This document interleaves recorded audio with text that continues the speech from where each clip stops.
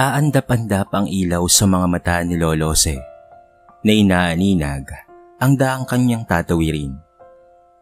Sa nalalabing liwanag ng kanyang mga mata at sa uugod-ugod na pagkilos ng katawan, ay tumawid si Lolose sa pedestrian lane. Bagamat konting liwanag na lamang ang nakikita niya, ay tanaw na tanaw niya ang matayog na building sa kabila na nagsisiwalat ng karangyaan. Pag-aari niya ang kumpanyang yon, sapagkat siya ang nag-iisang si Don Jose Calixto Magdangal, ang nagmamay-ari ng pinakamalaking kumpanya ng alak sa buong kapuluan ng bansa. Ito ay walang iba kung hindi ang San Gabriel Brewery Corporation. Sa mga mabibigat na paa ay mararating na niya ang kanyang kumpanya. Nang sa mahinang pandinig ay narinig niya ang sunod-sunod na ugong ng sasakyan. "Hoy! Matandang to! Tumatawid ng kalsada nang hindi tumitingin ng signal ng traffic lights." Bulyaw ng isang kabataang sakay ng kotseng rumaragas ang naglandas sa gilid ni Lolose. Nakaramdam siya ng pag-ikot ng paligid. Napakaramdam niya ay mabubuwal na siya. Pero kailangang magpakatatag si Lolose. Hindi niya hahayaang mawawala sa kanya ang kumpanyang pinaghirapan niyang itayo sa kabataan niya. Mahigpit na napahawak si Lolose sa hawak na tungkod at tumawid sa kalsada. "Jose Calixto Magdangal ang pangalan ko. Pag-aari ko ang San Gabriel Brewery Corporation. I am the great Jose Calixto Magdangal." Sa umiikot niyang paningin, ay muling umugong ang isang sasakyan na tumigil sa harapan niya. Napapikit ang matanda. Tagaktak ang pawis sa noo at naigpit na kumapit sa hawak na tungkod. Hindi pa rito magwawakas ang buhay niya. Kailangan pa siya ng anak na si Ezekiel. Lolose! Lo! Masayang sigaw ni Calix II, ang panganay na anak ni Jose Ezekiel Calixto Magdangal, isang manager ng San Gabriel Brewery Corporation. Sa mga nanlalabong paningin ni Lolose, ay nakikita niya ang sariling kabataan na natunghayan sa kanyang harapan. "Lo, nakita na rin kita sa wakas. Sabi ko na nga ba at makikita rin kita. Lo, miss na miss ka na namin ni Bryce." Mahigpit na niyakap ni Calix ang kanyang lolo si Calixto at tinakay pasakay sa sasakyan ni Mitch na kasintahan niya. Ngunit nawala ng malay ang matanda na maagap na sinalo ng apo niyang si Calix sa mga bisig niya. Lo! Sigaw ni Calix nang makitang ipinikit ng lolo niya ang mga mata nito. Sobrang nag-aalalang dinala nila ni Mitch si Lolose sa pinakamalapit na ospital ng bayan. Inatake ito ng alta presyon na mabuti na lamang at kaagad na naagapan. Malungkot si Calix nang sabihin ng mga doktor na may Alzheimer's disease na ang lolo niya. Mas lalo silang mahihirapan itong mabawi ang kumpanya ng lolo niya mula kay Maynard Pontemayor. Pasayaw-sayaw si Jose Bryce Magdangal, 5 taong gulang na batang lalaki at bunso ng mag-asawang Ezekiel at Emily Magdangal habang yumayakap sa bisig ng lolose niya. "Lolo, saan ka ba galing? Miss na miss ka na namin ni Bro Calix. Buti na lamang at nakita ka ni Bro." Tukoy nito sa kuya niyang si Calix. Si Bryce ay anak ni Ezekiel sa pangalawang asawang sa Emily.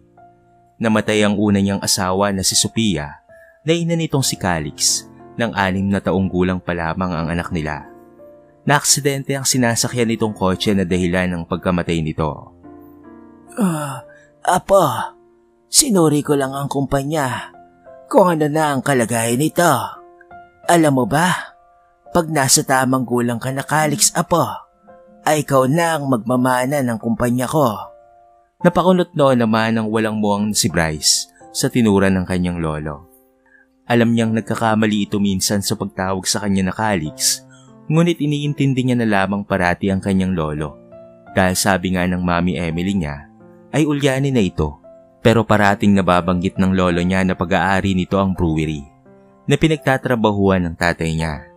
"Lolo, gusto ko po paglaki ko ay maging CEO po ako kagaya mo." Bibong wika ni Bryce sa kanyang lolo. "Oo nga, at ibibigay ko yun sa'yo, Calix, apo." Nagpantig ang tenga ni Emily dahil sa kanyang narinig na sinabi ng ulyanin niyang biyanan.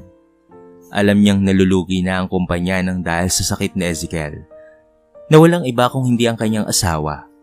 Malaki ang ginastos ng biyanan niya sa ospital sa operasyon sa puso ni Ezekiel. At iyon ay naganap sa ibang bansa, kung kaya't mas minabuti na lamang na ibenta na lamang ang kumpanya para hindi ito tuluyang malugi at mawala. Papa, pwede bang wag kung ano-ano ang pinagsasabi mo sa mga anak ko? Tigilan mo na ang San Gabriel Corporation dahil hindi magtatagal ay mawawala na sa atin iyon. Nalugi na ang kumpanya at nahihirapan na si Maynard kung papaanong makakabawi mula sa pagkalugi. Kaya tigilan mo na ang mga bata sa kasinungalingan mo. Bulyaw na Emily. Kumukulo talaga ang dugo niya sa pagiging hambog ng biyanan niya. Si Maynard Puntemayor ang siyang pinagkakatiwalaan nito sa kumpanya noong pinagamot nito si Ezekiel sa ibang bansa. Si Maynard na inaanak niya lamang. Kung hindi kinuha ni Jose ang malaking savings ng kumpanya, ay hindi sana ito malulugi. Pero dahil sa kagustuhan nitong isalba ang buhay ni Ezekiel, ay sila ang naghihirap sa ngayon. Napakalaking halaga ang nawala sa kumpanya sa pagpapagamot sa kanyang anak na si Ezekiel. Napakalaki rin ang gastusin sa pag-aaral ni Calix na nasa 3 taon na ng kolehiyo sa kursong abogasya. Pa, kung ako sa'yo, ay benta mo na ang kumpanya habang hindi pa ito tuluyang nalulugmok sa pagkakautang at mapeperahan pa natin yon. Suwestyon ni Emily sa kanyang biyanan. Emily, hindi mangyayaring ibebenta ko ang kumpanyang pinaghirapan kong itayo. Umayos ka sa pananalita mo. Nanginginig na wika ng matandang si Lolose na nagkakabuhol-buhol pa ang dila sa pagsagot sa asawa ng anak niyang si Ezekiel.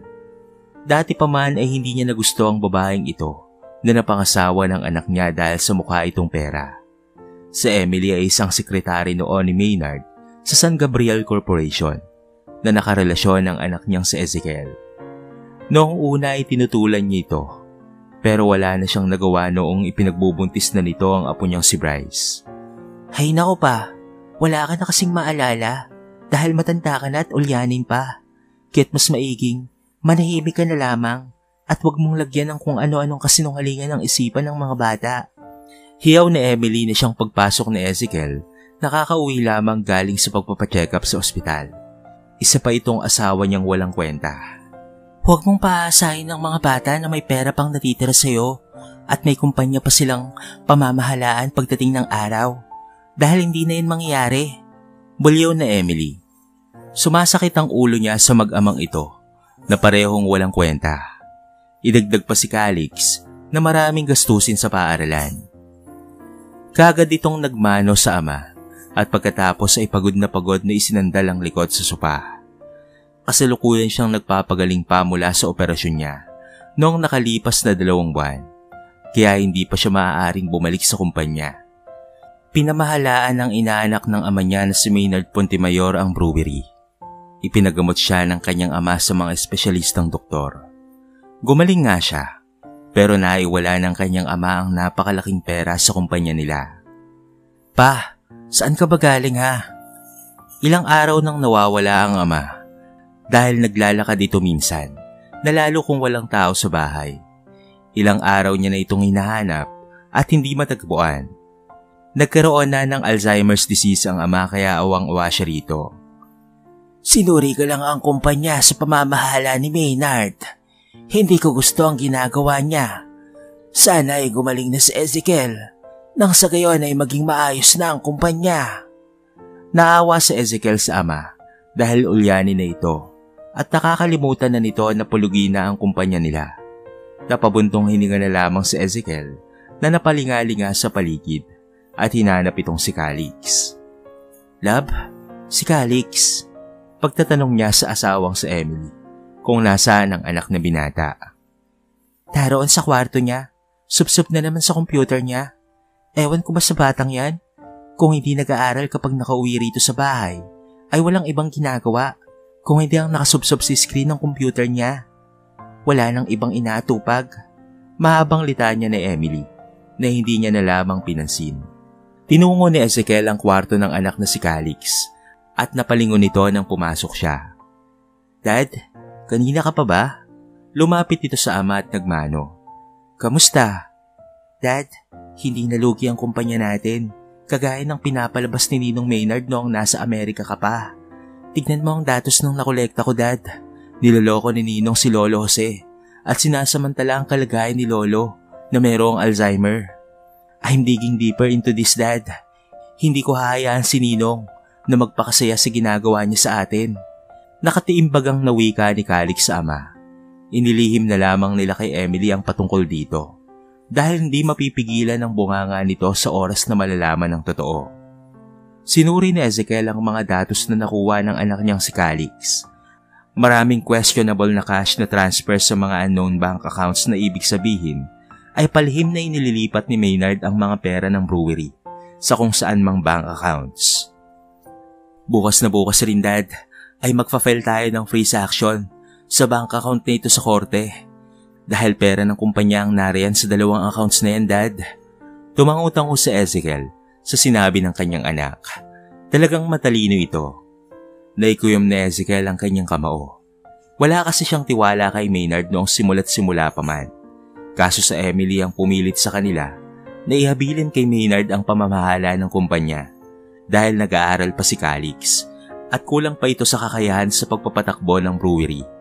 Nagtitiwala naman ang ama kay Maynard, kaya okay lang rin sana kaso kakaiba talaga ang pakiramdam niya. Bukas na bukas, Dad, ay pupunta ako sa factory. Nagkakagulo roon ang mga trabahador dahil hindi na raw napapasahod ng maayos. Napahilot sa Ezekiel sa sentido. Kung hindi lang sana siya nagkasakit, ay hindi ito mangyayari sa kumpanya nila. Wala na rin namang alam si Emily sa business, kaya hindi niya ito maaasahang makatulong sa kanila ng amang si Jose. Narinig niya kanina pagpasok ng bahay sa Emily na pinagsasabihan ng ama niyang ibenta na raw ang kumpanya nila, ngunit hindi siya makakapayag roon. Pero, paano si Mitch, anak? Malungkot na saad na Ezekiel. Kasintahan ni Calix si Mitch at anak ng Ninong Maynard niya. Matagal na ang relasyon nila at napakabait ni Mitch. Hindi kagaya ng amang si Maynard. Hindi ito materialistic na klase ng babae. I hope she will understand me kapag inilabas ko na sa publiko ang kabalbalan ng ama niya. Pero kulang pa ang ebidensya ko, Dad. Kulang pa. Nagbuga ng hangin si Ezekiel. Hindi niya lubusang akalaing magagawa ito ni Maynard sa ama niyang si Jose Calixto Magdangal. At heto naman siyang si Tanga, na paniwalang-paniwala na nalugi na talaga ang kumpanya nila. Kung hindi dahil sa pagpupursige ni Calix na imbestigahan ng Ninong, ay hindi niya malalaman na niloloko sila ni Maynard. Dad, kung ako na lang kaya muna ang pansamantalang mamahala ng kumpanya para matigil na si Ninong Maynard sa mga pinagagagawa niya sa loob ng brewery. So question niya sa ama, paano ang pag-aaral mo, Calix? Pwede naman akong bumalik kapag okay na, Dad. Napangiti si Ezekiel na tinapik ang balikat ng anak. Napakaswerte niya at nagkaroon siya ng anak na may napakalawak na pangunawa sa mga magulang. Napakarami ang pagkukulang niya sa kanyang anak dahil sa kalusugan niya, pero iniintindi siya ni Calix. Anong mga ebidensya ang hinahanap mo, anak, laban sa Ninong Maynard mo? Nagliliwanag ang mukha ni Calix nang makita ang positive na mga titig ng kanyang ama. Ibig sabihin, ay naniniwala na ito sa kanya. Noong una kasi pinapagalitan pa siya ng kanyang ama at sinasabing may tiwala ito kay Maynard. Gusto ko siyang huliin sa akto, Daddy, at may plano na ako kung paanong huhuliin si Ninong Maynard. Napangiti si Calix. Binalak niyang hingin sa finance department ang lahat ng record ng expenses ng brewery ng palihim at lahat ng cash transfer na walang alam ang Ninong Maynard niya. Kikilos siya ng palihim. Hello, Mitch. Calix, galit na galit si Daddy sa akin. Nalaman na niya ang patungkol sa relasyon natin. Gusto niyang hiwalayin kita, pero hindi ako pumayag. Umalis ako sa bahay, Calix. Nandito ako kina Riza. Tukoy nito sa kaibigan niya. Alam niyang umiiyak ito kaya't napapailing na lamang si Calix. Alam niyang mainit ang dugo sa kanya ng Ninong Maynard niya at hindi siya nito gusto para sa anak. Ngunit mahal nila ni Mitch ang isa't isa. Stay there. Pupuntahan kita dyan. Okay ka lang ba? Hindi ka ba sinaktan ni Ninong, ha, Mitch?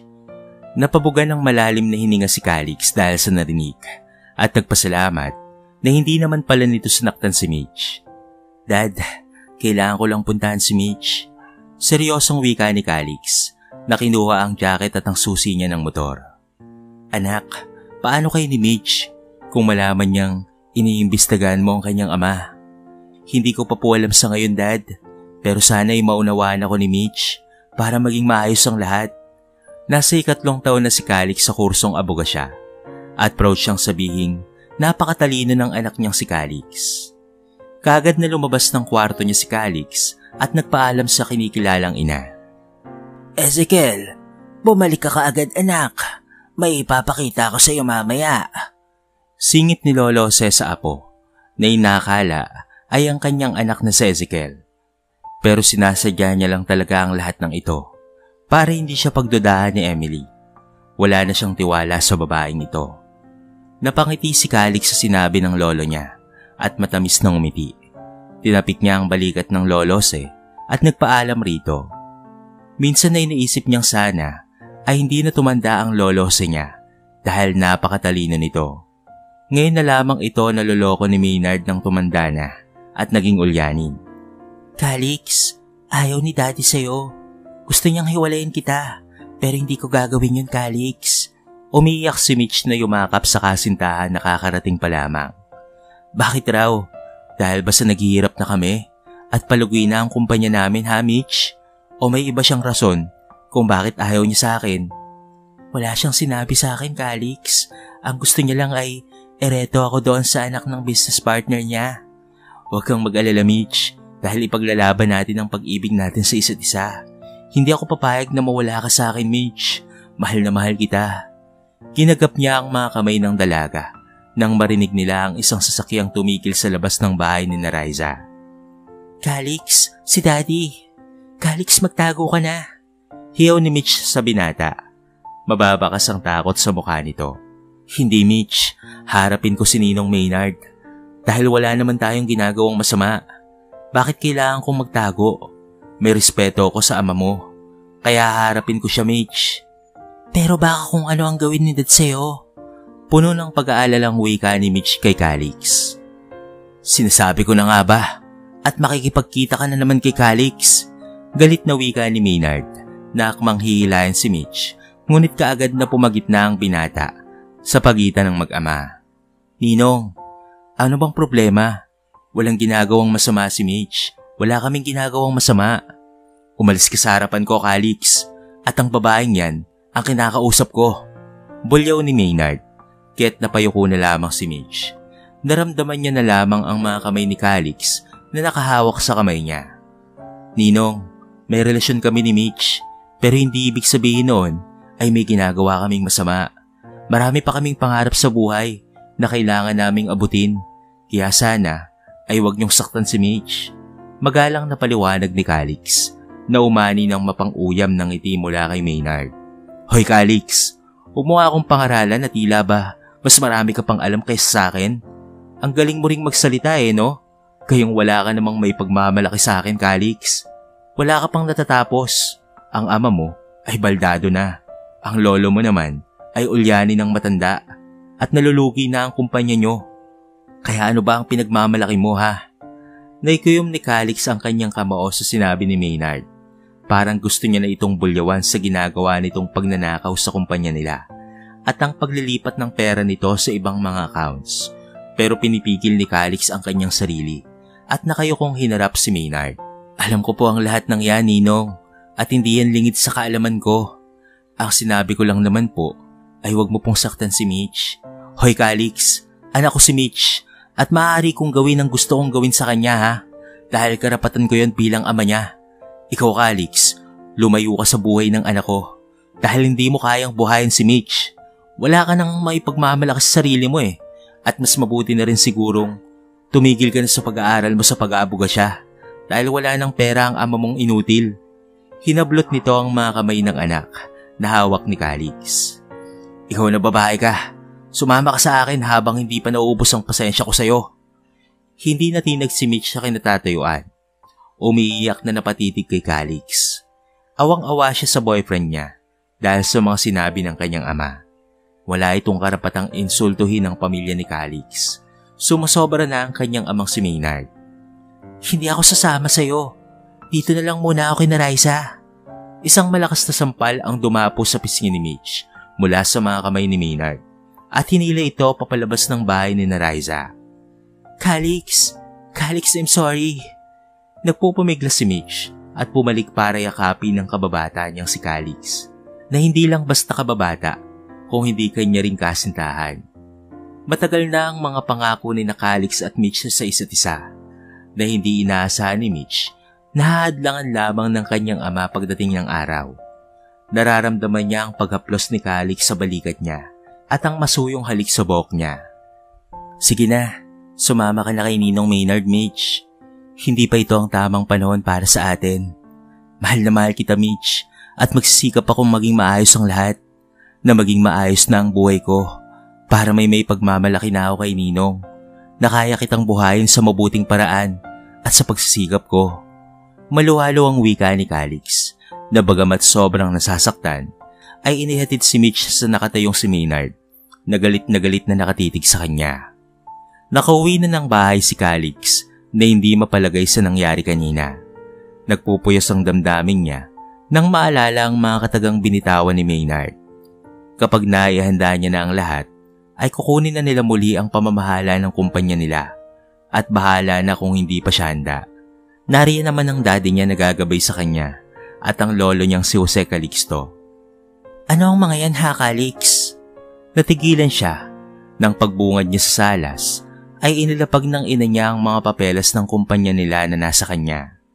Habang ang ama ay nakaupo sa couch na napahilot sa sentido, nagtatalo ang mga ito. Bakit ka magta-take over sa kumpanya ha? Ang usapan ni na Maynard at ni Papa na kapag magaling na si Ezekiel, ay si Ezekiel na ang mag-handle ng kumpanya natin. Napalunok si Calix. Heto na naman ang nanay niyang hilaw na kinukontra sila ng daddy niya. Mas may tiwala pa ito kay Maynard kaysa sa kanya. Ang pag-aaral mo ang unahin mo, Calix. Hindi yung luging kumpanya ng lolo mo. Bulyaw ng nanay niyang hinampas siya ng folder. Pinulot ni Calix ang mga nagkalat na papel at nababuga ng hangin. Zek, tignan mo yung anak mo ha. Bakit hindi ka nagsasalita dyan ha? Bulyaw na Emily. Kaya nga magte-take over si Calix para may salba ang kumpanya, hindi ba? Anong problema mo roon, Emily? Nagtataka namang wika ni Ezekiel sa asawa. Wala ngang nagawa si Maynard na magaling sa business na yon. Si Calix pa kaya na nagsisimula pa lamang at hindi pa gumagraduate? Ma'am, you should trust me more than other people. Tiwalang-tiwala ka dyan eh. Baka naman mamaya ikaw yung pinaglololo ko ng taong yan ha. Hindi inaasahan ni Calix ang pagdapo ng mga kamay ng kinikilalang ina sa pisngi niya. Bakit naman? Wala kang utang na loob. 2 taong pinapatakbo ng Ninong Maynard mo ang kumpanya niyong mga magdangal. Pagkatapos ay pagdududahan pa ninyong manloloko yung tao. Hindi kita pinalaki at tinuruang maging kagaya ng lolo mo, Calix. Bulyaw ng inang hilaw na si Emily. At papaano namang nasali si Papa sa usapang ito ha, Emily? Hindi nakatiis na hiyaw ni Ezekiel. Sa lahat ng ayaw niya, ay ang balahurain ng babaeng ito ang ama niya. Hindi nga ba? Pare-pareho kayong mga walang utang na loob. Nakapamewang nahiyaw ni Emily sa harapan ni Ezekiel. Ma'am, that's enough. Huwag mong sinisigawan si Daddy. Whether you like it or not, ay ako ang papalit kay Dad sa kumpanya. Isasalba ko ang brewery mula sa pagkalugi nito. Hindi ako kagaya ng sinasabi ni Ninong Maynard na walang kwentang tao. Tara na Daddy, at hayaan mo na si Ma'am sa kung ano ang gustong paniwalaan yan. Mahirap kumbinsin ng taong ganyan ang pag-iisip. Napatangan na lamang sa Emily sa tinura ni Calix. Napabuga siya ng hangin. Kailangan niyang mapigilan si Calix sa pamamahala ng brewery. Matagal na nilang pinaplano ni Maynard na maangkin ang negosyong brewery ng mga magdangal at hindi pa nila naitatransfer ang ownership ng kumpanya kay Maynard. Kailangan lamang nilang mapapirma ang matandang si Jose para sa pagtatransfer ng ownership. Matagal na silang may relasyon ni Maynard. Simula pa lamang noong bata pa si Calix. Si Bryce ay hindi anak ni Ezekiel dahil anak ito ni Maynard na hindi rin alam ng asawa niya. Malapit na sana silang magtagumpay noong nakaraan kung sila ni Maynard ang nakahanap sa matandang si Jose dahil unstable ang utak noon ng matanda at sinusumpong ng Alzheimer's niya. Kaya't inis na inis sa Emily na unang nakahanap dito ay walang iba kung hindi si Calix. Lihim na kinontak niya si Maynard sa telepono upang malaman nito ang patungkol sa mga binabalak ng asawa niya at pati na rin ang anak-anakan niya. Kung bakit kasi nagmana si Calix sa lolosin nitong napakatayog kung gumawa ng desisyon na hindi kagaya ni Ezekiel na isang singhal niya lamang ay tumitiklop na. Pero kanina napansin niyang may pagbabago kay Ezekiel. Hindi na ito nakikinig sa mga sinasabi niya. Mas kinakampihan nito ang anak na si Calix at ang amang si Jose. Maaga pa lamang ay nasa pagawaan na ng alak si Calix at kinakausap ang manager doon patungkol sa production nila this past few months. Nagulat si Calix sa late ng production ng factory dahil sa kakulangan ng stock ng supply ng malt na ibinabagsak ng supplier nila. Kaya labis itong ipinagtataka ni Calix, gayong sakto naman ang perang ginagamit sa pagbili ng supplies nila sa market na nababawas sa finance department ng brewery. Kaya dahan-dahan silang nalulugi dahil sa kakulangan ng supply ng malt. Ito ang malaki ang problema na hinaharap ng kumpanya nila sa ngayon. Idagdag pa ang mga unknown cash transfer sa ibang bank accounts. Kailangan niyang hingi ng paliwanag ng finance department kung paanong nakakalusot ang mga transactions na ito. Saan napupunta ang perang nilalabas ng kumpanya? Napatiimbagang si Calix at lalong nadagdagan ng galit na nadarama niya sa kanyang ninong Maynard. Napakawalang utang na loob nito sa lolosin niyang umampun rito matapos mamatay ang mga magulang. Habang sa pamamahay ng mga magdangal, ay galit na galit sa Emily. Matapos matapon ni Jose Calixto Sr. ang pagkain sa mesa. Pa, wala ka na ba talagang binibigay sa akin ha kundi sakit ng ulo? Lilinisin ko yan, Emily. Nanginginig ang mga kamay ng matandang si Calixto na ngayon ay pinupunasan ng natapong sabaw sa mesa. Hindi sinasadya nitong matapon ang pagkain dahil sa panginginig ng mga kamay, habang ang batang si Bryce naman ay awang-awa na tinutulungan si Lolo Calixto upang linisin ang pagkain. Tumatanda na kasi siya at minsan ay hindi niya na sinasadyang manginig ang kanyang mga kamay. Bryce, halika rito at hayaan mo yung matanda na yan. Nakakadiri. Sinabi ko na kasi kay Ezekiel na sa likod bahay na lamang tumira ang matandang yan. Pero eto, at is nasama pa rin dito sa bahay natin. Nangangamoy pang hina tayo rito dahil sa hindi marunong maglinis ng katawan ng matandang yan. Hindi nga naliliko eh. Palahaw pa ni Emily nang marinig niya ang pagkabasig ng pinggan na hawak ni Lolo Jose Calixto Sr. Sinasabi ko na nga bang? Halos mapalundag sa Emily nang bumagsak ang mga pinggang babasagin sa sahig matapos mabitawan ni Lolo Jose Calixto. Pupunta sanang lababo ang matanda upang iligpit ang maruruming pinggan. Paano na ba yan? Malakas na sigaw na Emily na hinila ang matanda papalabas ng bahay. Doon ka na nga sa likod. Doon ka nararapat kasama ng mga aso sa likod bahay. Huwag ka nang pumasok dito nang sa gayon na hindi nauubos ang mga mamahaling kong gamit sa pagkabasag.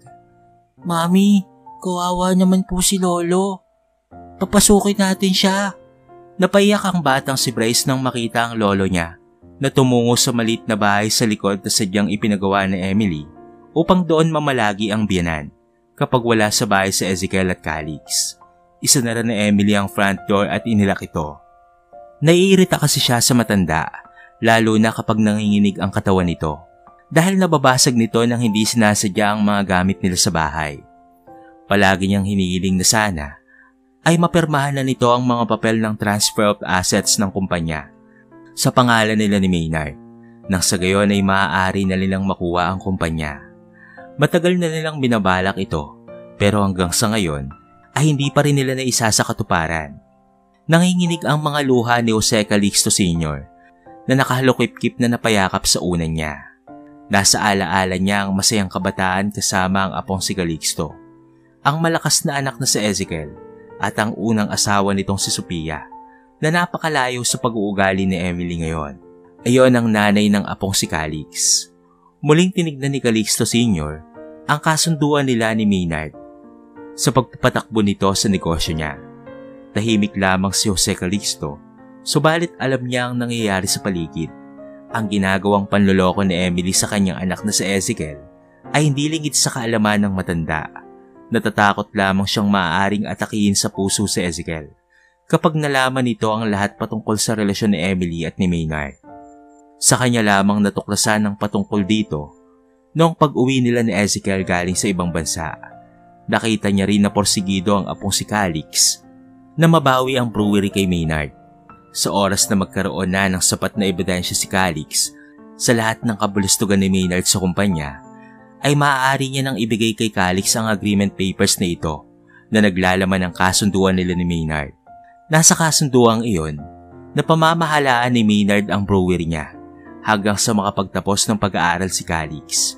Subalit sisirain niya ang kasunduang iyon sapagkat kung hihintayin pa nila ang oras na iyon ay tiyak na mawawala na sa kanila ang kanilang kumpanya. Napatulo ang mga luha ni Jose Calixto nang makita ang pagpatak ng ulan habang nakatanaw sa malaking bahay na pagmamay-ari niya. Kung buhay sana ang kanyang manugang na si Sophia ay hindi mangyayari sa kanya ang ganito. Mr. Apliza, ilang buwan na po bang napakaliit ng ating production sa factory? Pagtatanong ni Calix sa manager ng brewery nila. Mag-aanim na buwan na po sir. Simula noong umalis ng bansa sina Boss Calixto at Boss Ezekiel ay bumaba ang production ng brewery dahil sa kakaunti lamang ang supply ng malt na siyang ginagamit natin dito sir. Magalang na sagot ni Mr. Apriza sa kanya. Ano bang sinasabi ng suppliers natin patungkol dito? Bakit napakakunti lamang nang dumarating sa atin na malt? Dati naman ay tonelada ang sinusupply nila sa atin. Hindi ko po alam sir eh. Mabuti po sigurong ikaw po ang kumausap sa supplier natin mula sa Russia. Nang magkaliwanagan po kayo, maagap na wika ni Mr. Apriza. Ikagawa po kita ng appointment sa kanya sir, kasi nagtataka rin ako sa nangyayari. Mas mabuting mag-usap kayo ng harap-harapan. Kagad na pumayag si Calix na makausap ang supplier nila ng malt para malaman niya kung bakit bumaba ng husto ang sinusupply ng mga ito ng malt sa kanila. Ang pagbaba ng supply ng malt sa brewery nila at ang pagbaba ng production nila ang siyang dahilan ng mabilisang pagbagsak nila sa market, kung kaya ay kailangan niyang maagapan ito. Mas lalong lumaki ang galit ni Calix sa ninong Maynard niya habang naiisip niya kung saan napupunta ang lahat ng pera na inilalabas nito sa finance department para sana ipambili ng malt. Napanganga na lamang si Mitch nang pagpasok niya sa bahay ay kitang-kita niyang nakapatong sa ama niyang si Maynard, ang tita Emily niya na ina ng kanyang kasintahang si Calix, habang si Bryce ay naroon sa playground at naglalaro kasama ang ilang mga kapitbahay nila. Anong ibig sabihin nito, Daddy? Tita Emily, may relasyon kayo? Niloloko niyo si Tito Zek? Hindi makapaniwala si Mitch sa nakikita ng dalawang mga mata niya. Mitch, magkasabay pang bulalas ng dalawa. Dad, paano mo itong nagawa kay Tito Zek? At ikaw, Tita Emily, akala ko ay napakabuti mong tao. Pero ano itong ginagawa niyo? Singal ni Mitch sa dalawa. Mitch, makinig ka sa akin. Hindi pwedeng malaman ito ni Calix, lalong-lalo na ang Tito Zek mo. Kung ano man ang nakita mo, just close your mouth. Ang Tita Emily niya ay nagmamadaling lumapit sa kanya. Ang kapal ng mukha mong kausapin akong lokohin si Calix at Tito Zek. Kailan niyo pa ba ginagawa ito ha? All this time, I'm so proud of you, Dad. Pero napakawalang hiya mo pala. Dumapo ang mga kamay ni Maynard sa pisngi ni Mitch. O sige, saktan mo ako. Diyan ka naman magaling eh. All this time, naging mabuti akong anak sa'yo, knowing that my dad is such a perfect man. Pero ano itong ginagawa mo, Dad? Ano itong ginagawa niyo ni Tita Emily?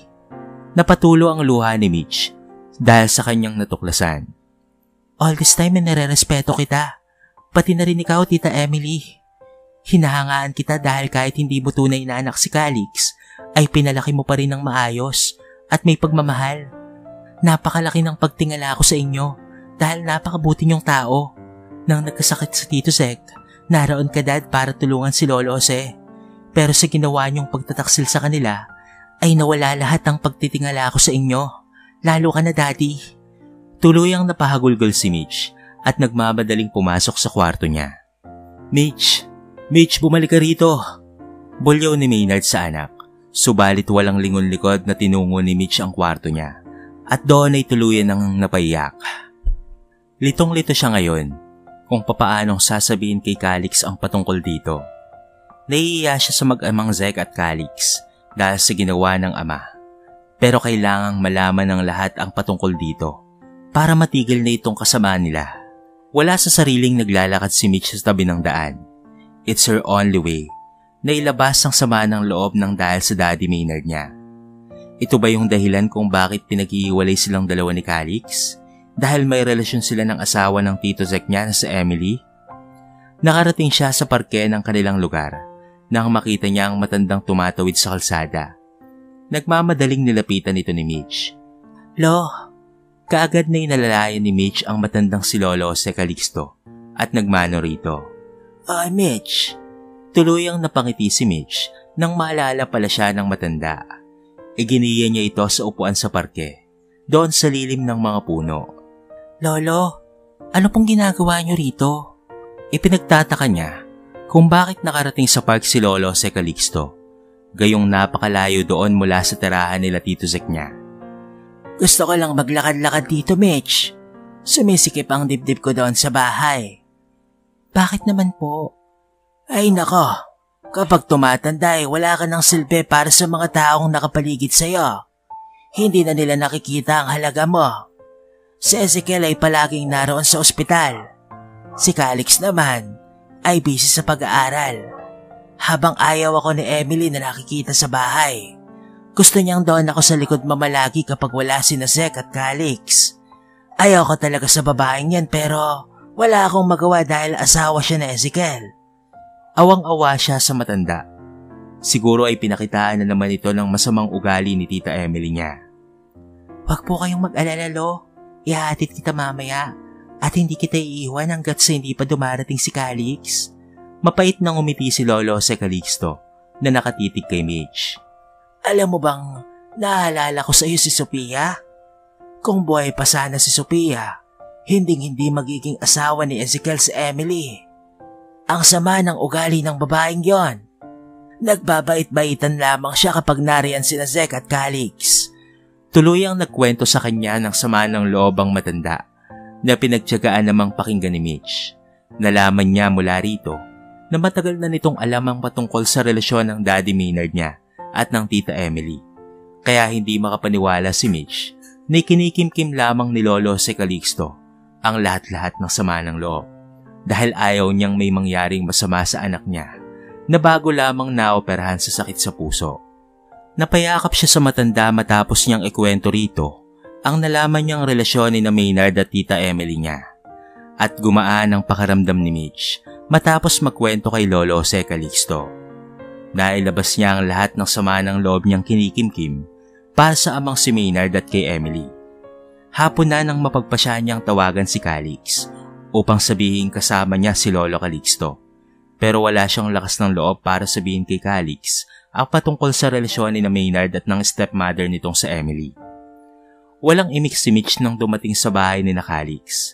Inihatid nila si Lolo Calixto para makapagpahinga ng maayos ang matanda, habang si Mitch naman ay nakaupo sa sofa at hinihintay si Calix na nasa loob ng kwarto ng lolo niya.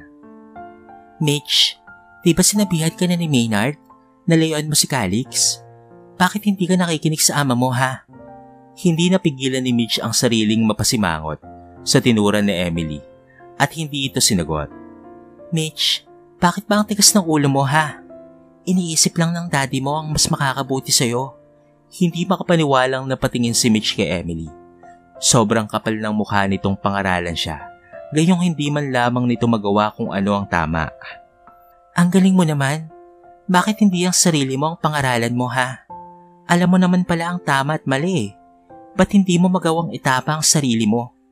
Inis na pahayag niya kay Emily na namutla sa sinabi niya. Ang galing niyong sabihing tama kayo ni Daddy. Kayong kayo nga itong may mga kamaliang ginagawa eh. Pinanlisikan siya ng mga mata ni Emily dahil sa kanyang mga sinabi. Kahit mapaklang napatawa na lamang si Mitch. Totoo naman hindi ba? Matagal niyo nang niloloko si Tito Zek at ang buong pamilyang ito. Mitch, nakakatakot ka ha. Malalaman na rin nila pagdating ng araw dahil lalabas at lalabas ang katotohanan, Tita Emily. Kaya hindi niyo may tatago ni Dad ang relasyon niyo. Hindi niyo ito matatago sa habang buhay. Bulyaw ni Mitch nang biglang bumukas ang pinto ng sala at doon ay iniluwa si Ezekiel na mukhang pagod na pagod. Naroon na rin pala si Calix na pababa na ng hagdanan at narinig ang lahat ng sinabi ni Mitch. Matalim ang mga mata ni Emily na nakatitig kay Mitch na noon ay kinakabahan ng makita sa Ezekiel. Nahalata sa mukha ang sobrang pagod. Anong relasyon yan, Mitch?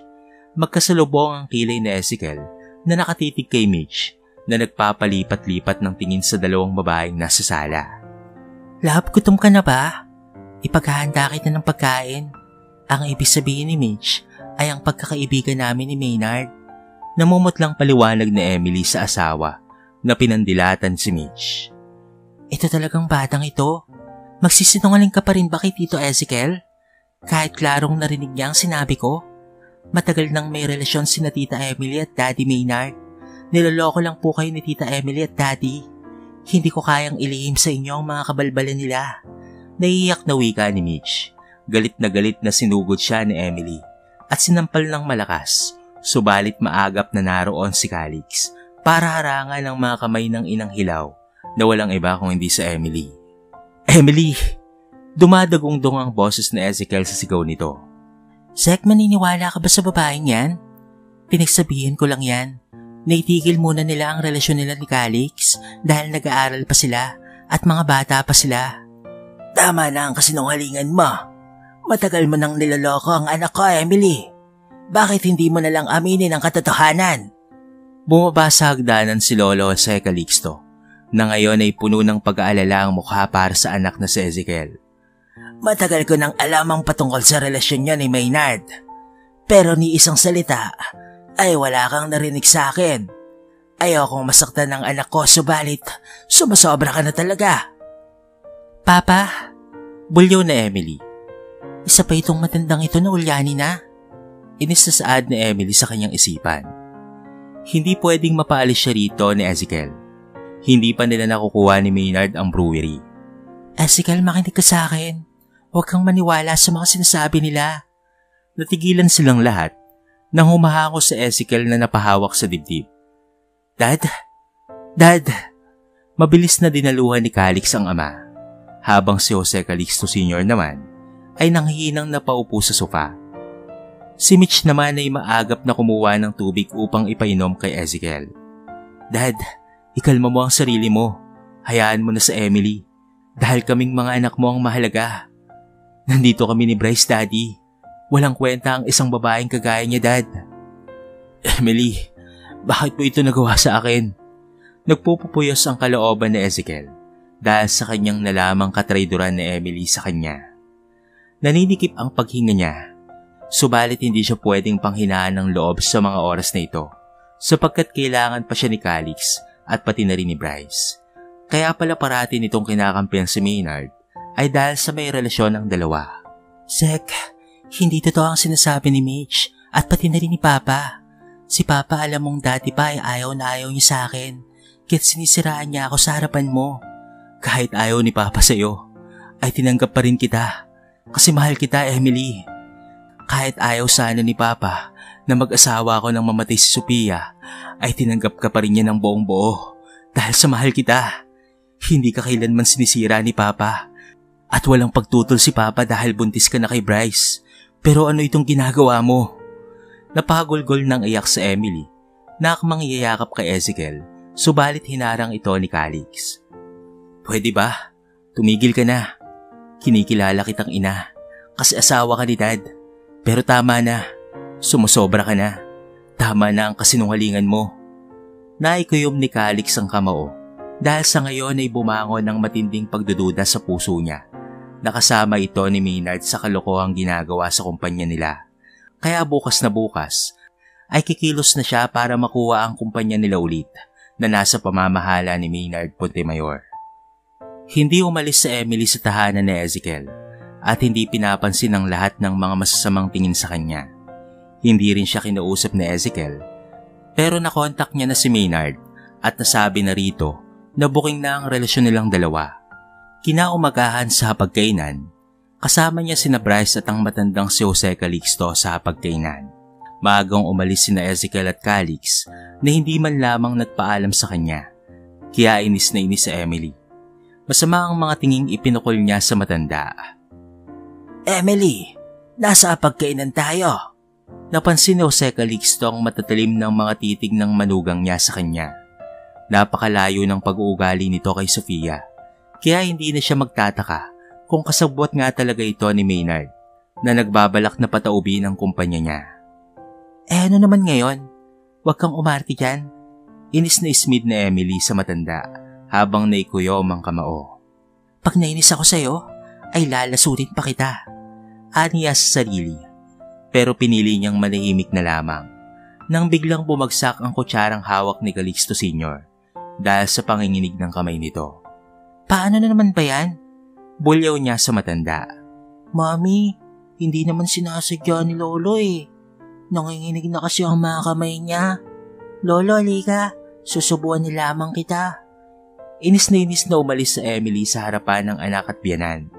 Pumasok siya sa kwarto niya upang kontakin si Maynard. Nakailang dial na siya ng numero ng lalaki, subalit hindi pa rin ito sumasagot. Napabundong hininga na lamang sa Emily. Mamaya ay pupuntahan niya ito sa kumpanya ng biyanan niyang si Jose Calixto. Nagulat si Maynard nang pagdating niya sa loob ng kumpanya ay tahimik ang lahat. Sir Maynard, narito po ang lahat ng directors ng kumpanya at pinapatawag po kayo. Napakunot na si Maynard sa sinabi ng sekretary niya. Bakit raw? Hindi ko alam ito ah. Bakit biglaan? Kibit balikat lamang ang isinagot sa kanya ng kanyang sekretary at pagkatapos ay binigay sa kanya ang isang folder na may nilalamang agenda. Napakunot na si Maynard. Mabuti na lamang at naihanda niya na ang sarili niya dahil kinontak siya kagabi ni Emily patungkol sa binabalak ng mag-amang Ezekiel at Calix. Nalaman niyang binalak ng mga ito na kunin na ang pamamahala sa kumpanya. Dala-dala niya ang mga dokumentong pinirmahan niya sa matandang si Jose Calixto na ipinapamana na nito ang kumpanya kay Maynard dahil walang kakayahang pamunuan ng anak niyang si Ezekiel ang kumpanya. Naroon sa kasunduan na ibibigay kay Jose Calixto Jr. ang pamamahala sa kumpanya kapag nakapagtapos na ito ng pag-aaral. Saktong 2 taon pa para tuluyang mapasakamay niya ang kumpanya. Subalit sa binagong testamento ni Maynard ay inalis niya ang patungkol kay Calix. Pinapirma niya ito kay Calixto noon, subalit binago niya ang nakasaad roon. Wala ng kopya si Jose Calixto Magdangal Sr. sa mga dokumentong iyon dahil ninakaw na ito ni Emily. Ano namang panlaban ng 2 kumag na ito sa akin? Nakangising wika ni Maynard sa sarili na pumasok sa conference room. Brad, anong meron? Tumayo si Ezekiel sa kinatatayuan niya at napatitig ng matalim kay Maynard. Naikiyom niya ang kanyang kamao sapagkat ang taong ito na tinuturing niyang parang kapatid na ay siya palang aahas sa kanya.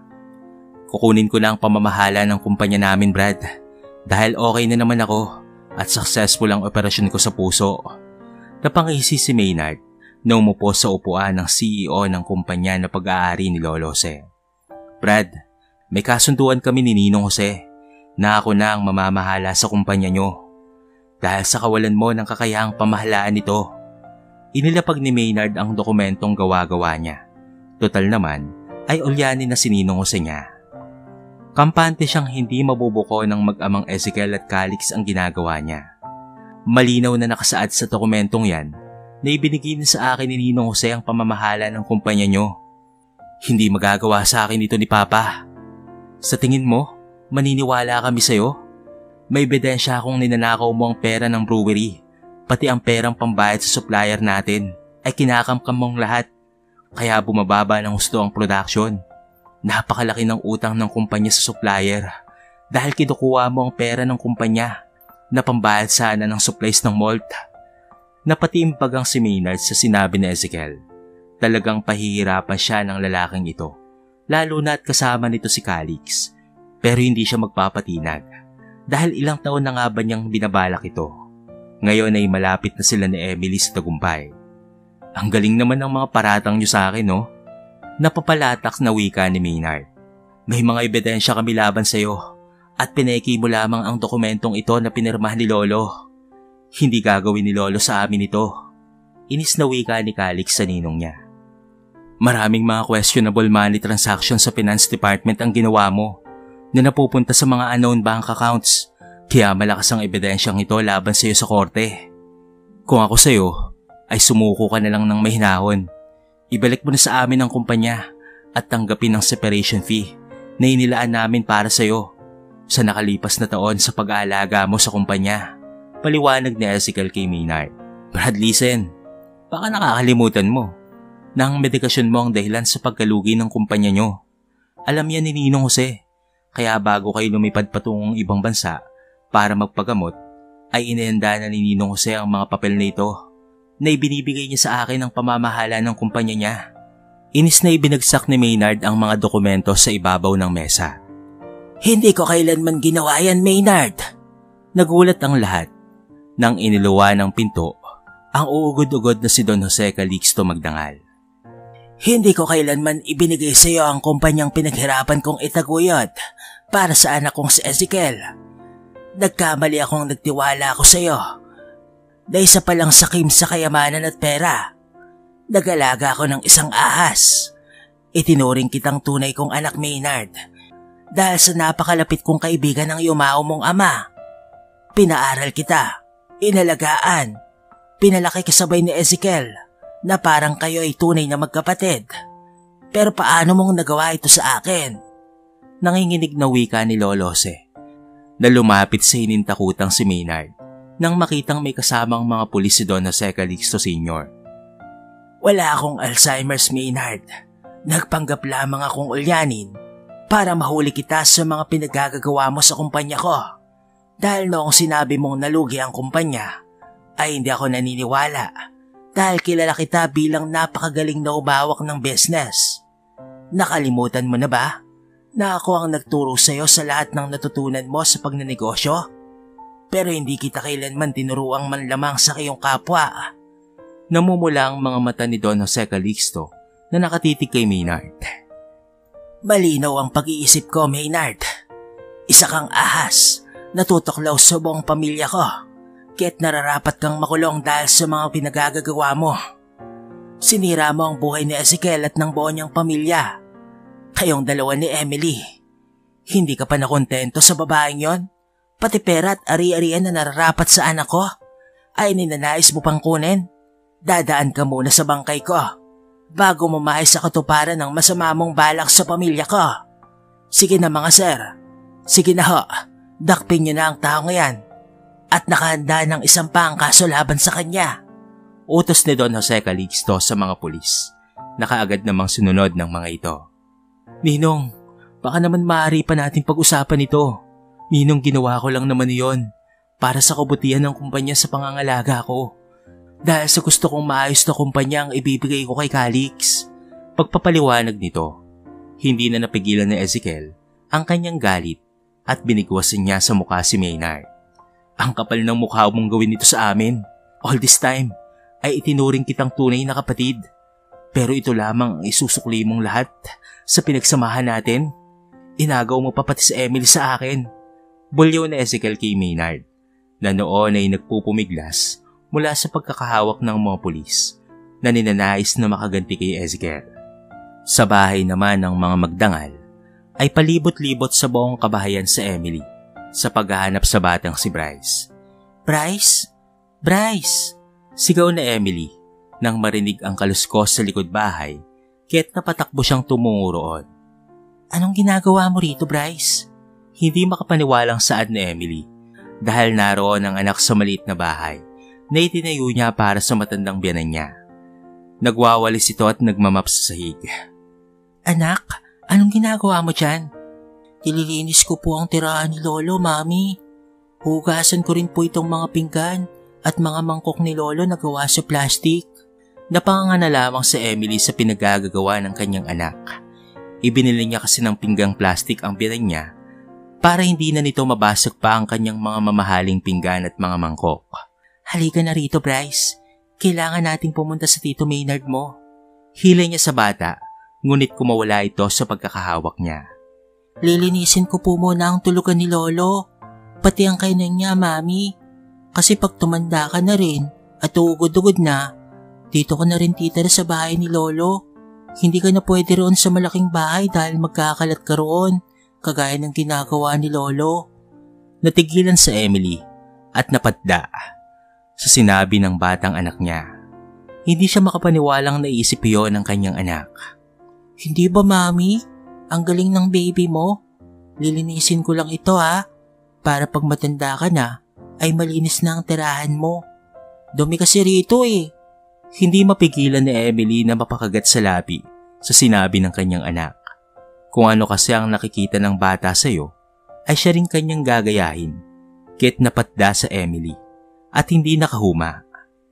Mararanasan mo rin balang araw ang lahat ng ginagawa mo sa akin, Emily. Tila tape recorder na pabalik-balik sa isipan ni Emily ang sinabing iyon ng matandang biyanan. Paano kung gagawin nga sa kanya ni Bryce balang araw ang ginawa niya sa lolosin nito? O kaya'y sa asawa ni Bryce? Anak, mali ang nagawa ni Mami sa lolo mo. Maluwalo ang wika ni Emily. Palaging nakikita ni Bryce kung papaano niyang pakitunguhan ang biyanang si Jose Calixto. Nakulang na lamang ay ituring niyang aso kapag wala roon si Ezekiel at Calix. Kaya nasabi ito ni Bryce. Napapatingala sa kanya ang batang si Bryce na nalilitong napatitig sa kanya na hindi napigil ang luwang pumapatak sa mga mata. Sensitive siya pagdating sa kanyang anak na si Bryce, kaya ganoon na lamang ang pagsisisi niya sa puso niya nang ma-realize niya ang mga pagkakamaling nagawa niya sa matanda. Anak, alis na tayo rito. Magbabakasyon muna tayo Aniyang iginaya ang maliliit na mga kamay ni Bryce papunta sa loob ng bahay upang mag-impake ng mga gamit nila.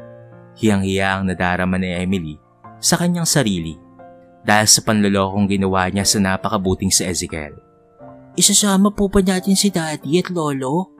Pati po si Kuya? Hindi sila sasama dahil may pasok pa naman sila. Masayang nagtatatalon sa kwarto ang napaka-inosenteng bata na ngayon ay excited na sa kanilang bakasyon. Mauna na tayo sa probinsya, anak. May gagawin pa kasi sina Daddy at Lolo eh. Pinigil na Emily ang sarili na maiyak dahil sa kagagawan niya ay madadamay ang kanyang anak. Kapag hindi siya padadalhan ng pera ni Maynard, ay hindi siya sigurado kung papaano niyang bubuhayin si Bryce. Wala siyang alam na kahit anong trabaho maliban na lamang sa pag-aalaga ng bata at paglilinis ng bahay. Isa lang naman siyang hamak na katulong na probinsyana na inibig ni Ezekiel at inasawa. Nakapasok lamang siyang sekretary ni Maynard dahil sa ginamit siya nito laban kay Ezekiel na malungkot noon sa pagkawala ng asawa. Natapos nang isilid ni Emily ang iilang mga kakailanganin nila sa pag-alis, kung kaya't nagmamadali niyang nilisan ang bahay ng mga magdangal. Kanina pa ring nang ring ang telepono ni Maynard pero walang sumasagot. Kinakabahan na siya sapagkat wala siyang kapera-pera. Hindi niya ma-access ang bank account na pinaglalagakan ni Maynard ng pera galing sa kumpanya dahil sa nakapangalan nito sa lalaki. Laylay ang balikat na Emily na napasulyap sa wallet niyang may 5,000 na lamang ang laman. Makakarating naman sila nito sa probinsya. Kaso ang poproblemahin niya ay pagdating doon ay ang panggastos nila ng anak niyang si Bryce. Paano niya bubuhayin si Bryce? Kung hindi lang sana siya nagpadala sa kalokohan ni Maynard, wala na rin kasi siyang mukhang maiharap pa kay Ezekiel. Napatulo ang luha ni Emily na nakatitig sa anak na natutulog. Anak nila iyon ni Maynard. Anak sa pagkakasala niya. Pero nakikita niya ang pagmamahal ni Ezekiel rito. Kahit si Calix at ang lolo na si Don Jose Calixto Magdangal ay mahal na mahal ang batang ito. Patawarin mo si Mama, anak ko. Patawad kung sinira ko ang masayang pamilyang kinagisnan mo. Mahigpit niyang niyakap si Bryce at pinahid ang mga luha. Ang kanyang anak na walang kamuang-muang sa mundo ang nagbukas ng mga mata ni Emily sa malaking pagkakasala niya sa pamilya Magdangal. Kay Jose at lalo na sa asawang si Ezekiel, kaya't mabuting lumayo na lamang siya dahil wala na siyang mukhang iharap pa sa mga ito. Hilam sa luha ang mga mata ni Emily habang lumalayo ang bus sa terminal ng bayan nila. I'm so sorry, Zek. I'm so sorry kung nagawa kitang lokohin noon. Nagmahal lang talaga ako. Minahal ko lang masyado si Maynard. Si Maynard ay nakilala niya noong nakapasok siya sa trabaho sa isang bar bilang waitress. Sa tinagal-tagal ay inalok siya nitong magtrabaho sa San Gabriel Corporation. Isa itong single dad. Kaagad na binihag nito ang inosenteng puso ni Emily hanggang sa naging sila ni Maynard. Pero tinatago nila ang kanilang relasyon sa opisina hanggang sa kinausap siya ng lalaki na akitin itong si Ezekiel. Noong una ay ayaw niya sana, kaso sa tumagal-tagal na pangungumbinsi ni Maynard sa kanya, ay napapayag na rin siya sa mga plano nito. Matagal nang binabalak ni Maynard na agawin ang kumpanya ng ninong Jose niya, na sinuportahan naman na Emily. Umayon naman sa kanya ang kapalaran nang naging sila ni Ezekiel at nabuntis siya kay Bryce, na anak nitong si Maynard at hindi kay Ezekiel. Nagulat sa Emily nang marinig ang balita sa cellphone ng katabi niyang babae na hinuli ng mga pulis si Maynard Puntemayor dahil sa patong-patong na kasong isinampa ng may-ari ng San Gabriel Brewery Corporation na walang iba kung hindi si Don Jose Calixto Magdangal. Napatutop si Emily sa bibig niya nang marinig ang balita, kaya pala hindi sumasagot si Maynard sa mga tawag niya dahil nahuli na ito ng mga pulis. Kanina pa nakatunga nga si Mitch sa harapan ng telebisyon. Halos hindi siya makapaniwalang nagawa ng ama niya ang lahat ng iyon, pero klaro ang lahat ng ebidensyang inihayag ni Calix sa korte. Hiyang-hiya si Mitch sa ginawa ng kanyang ama at wala siyang mukhang iharap sa pamilyang Magdangal. Nandiyan ka lang pala. Kanina pa kita tinatawagan. Napalingon si Mitch at napatulala at napaluha siya nang makita si Calix na nakasandal sa may pintuan ng salas ng bahay nila. Napakakisig ng kasintahan niyang ito na maaaring mawala sa kanya dahil sa kayayupang ginawa ng kanyang ama. Mitch, kagad itong lumapit sa kanya at hinila papalapit sa malapad na dibdib nito.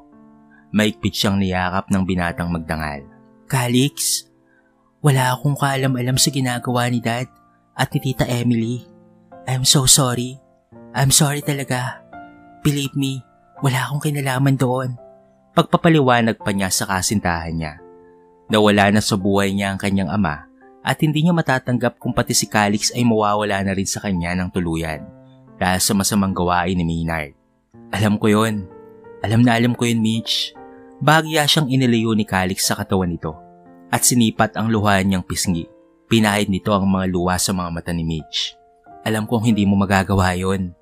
Alam kong mabuti kang tao at hindi mo magagawang manloko, Mitch. Kaya mahal na mahal kita. Kinakabog ang puso ni Mitch nang lumapit ang mukha ni Calix sa pisngi niya. Nararamdaman ng dalaga ang hininga ng binata na nasa pisngi niya na ikinainit lalo ng pakiramdam niya. Mahal na mahal rin kita, Calix. Muli siyang niyakap ng binata at hinagkan sa noo at napahiyaw na lamang siya nang bigla siyang binuhat ni Calix at dinala sa sasakyan nito. Saan tayo pupunta? Nagulat na wika ni Mitch. Sa bahay.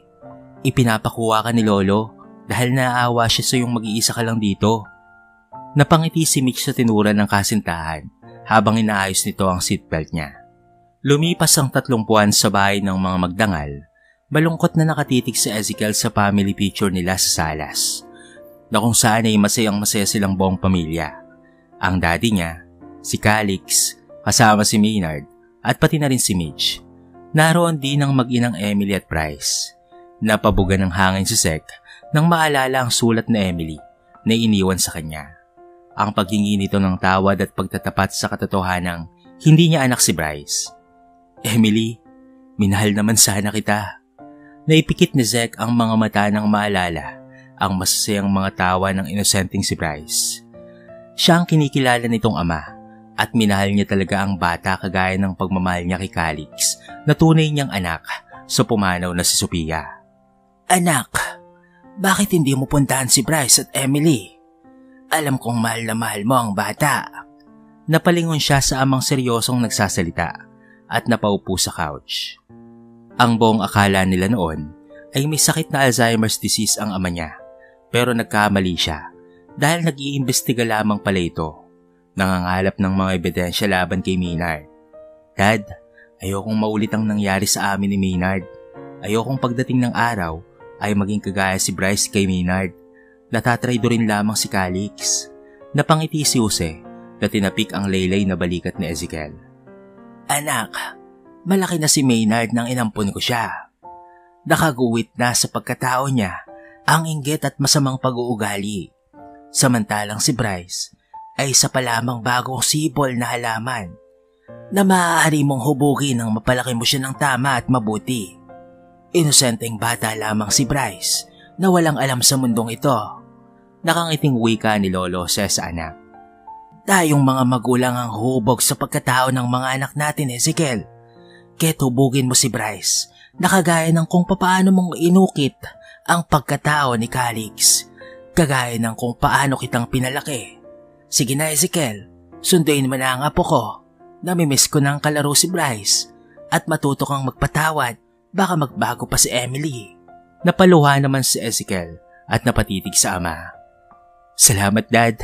Maraming salamat sa iyo. Dad, nakahanda na po ang van papuntang Santa Ines. Tara na.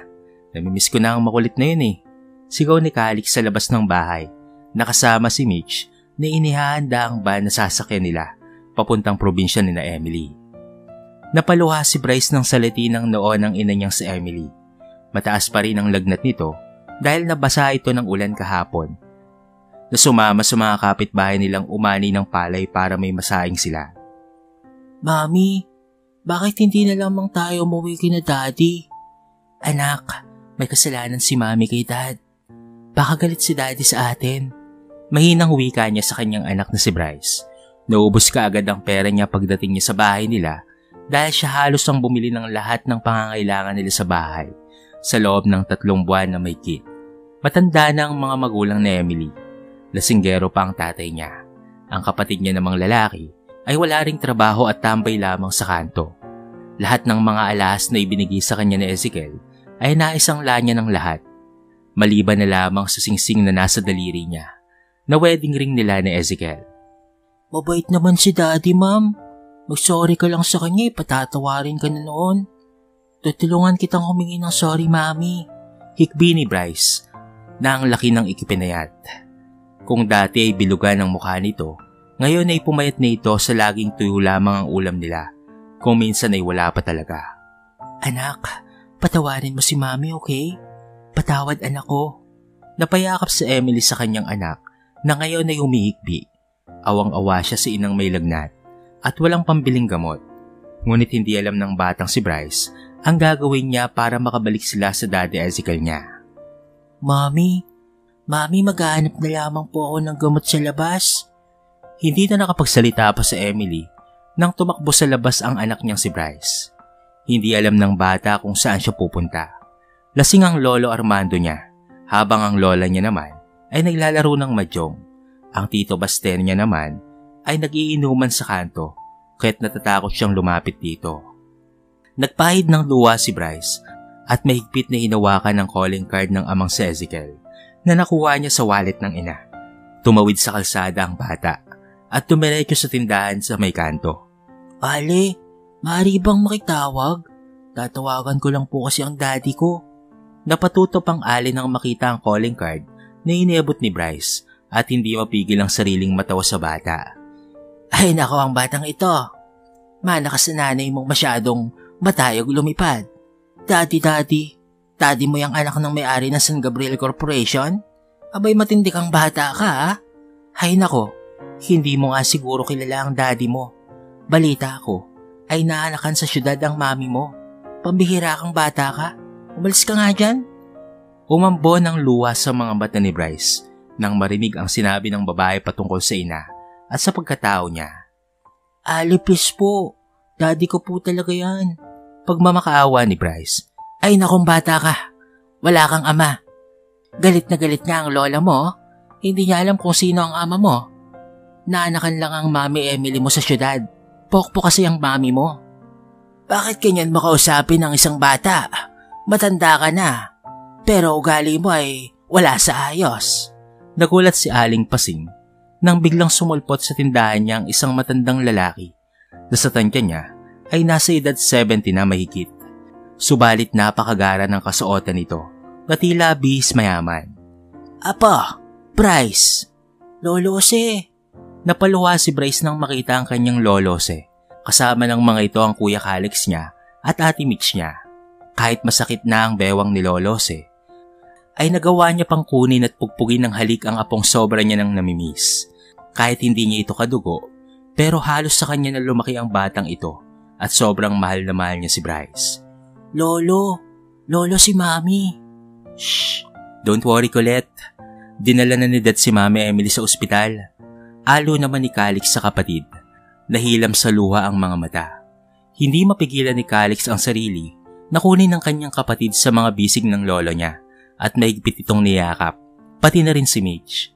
Sobra niyang namimiss ang makulit na batang ito na kapatid niya pala sa ama. Hindi ba ikaw si Don Jose Calixto Magdangal? Gulat na sabi ng kapitbahay nilang Marites. Kaya sa malas, naiwan sa tindahan si Lolo Jose na nakikipag-inuman sa mga tambay sa kanto. Kasama ang kapatid ni Emily na si Baste. Nilibre niya rin ang mga ito sa inumin niyang San Gabriel beer. Napangiti na lamang si Calix na pinunasan ng tissue ang madungis na mukha ni Bryce. Ay, ano ba yan? Hindi ka na amoy baby. Amoy pawis ka na. Lumuluha pa rin itong kumakain ng Chicken Joy na dala nila Calix. Alam kasi nilang paborito ito ni Bryce. Naging maayos na uli ang pamilya ni Ezekiel matapos niyang tanggapin muli si Emily sa kanyang buhay. Binigyan niya ng pinto ang kapatawaran sa puso niya at ngayon ay papalaki niya si Bryce kung paano niyang hinubog ang katauhan ni Calix. Don Jose Calixto Magdangal Sr. live his life to the fullest habang pinagmamasdang lumaki ang pamilya nila. A father should be strong foundation ng buong pamilya na kahit na ilang bagyo pa ang bumayo ay sasabay lamang ito sa pag-ihip ng hangin at muling tatayo sa paglipas ng bagyo. Maging matatag sa bawat desisyon na gagawin sa buhay at laging piliin ang kung ano ang mas makakabuti sa pamilya. Ang mabuting ama ay pinagpala ng langit. Happy Father's Day po to all fathers in the world mula sa KXTV. Maraming salamat po.